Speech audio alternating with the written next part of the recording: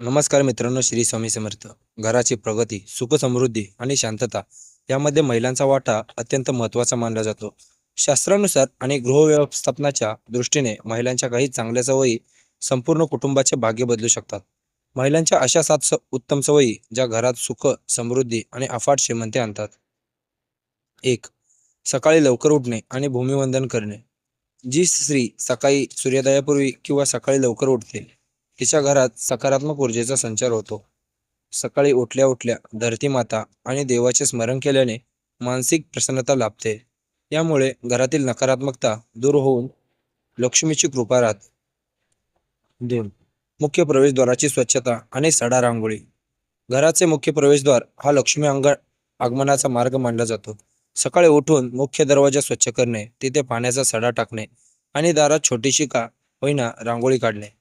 ही सवय घरात अफाट श्रीमंती आणि ऐश्वर्य खेचून घेते. 3. मधुर आणि संयमी वाणी, गोड बोलणे. शास्त्रानुसार ज्या घरात नेहमी कलह, भांडणे किंवा कर्कश आवाज असतो, तिथे लक्ष्मी टिकत नाही. ज्या स्त्रीची वाणी मधुर असते, ती कुटुंबातील सदस्यांशी आणि आलेल्या पाहुण्यांशी आदराने व प्रेमाने बोलते. तिच्या घरात माता अन्नपूर्णा आणि लक्ष्मीचा वास कायम राहतो. 4. स्वयंपाकघराची स्वच्छता आणि आदर.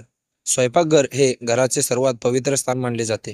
रात्रीची खरकटी भांडी तशीच न ठेवता रात्री किचन ओटा स्वच्छ करण्याची सवय घरात समृद्धी टिकवून ठेवते.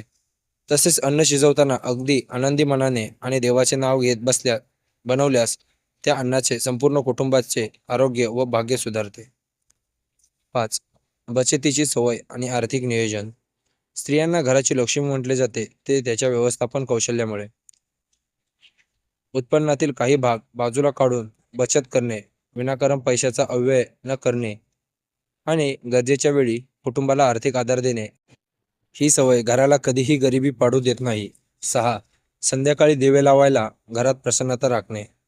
संध्याकाळच्या वेळी ही लक्ष्मी आगमनाची वेळ मानली जाते. यावेळी घरात अंधार न ठेवता तुपाचा किंवा तेलाचा दिवा लावणे, उंबऱ्यावर पाणी सोडणे आणि शुभ करोती म्हणणे किंवा शांत वातावरण ठेवणे, यामुळे घरात पैशाची चणचण कधीही भासत नाही.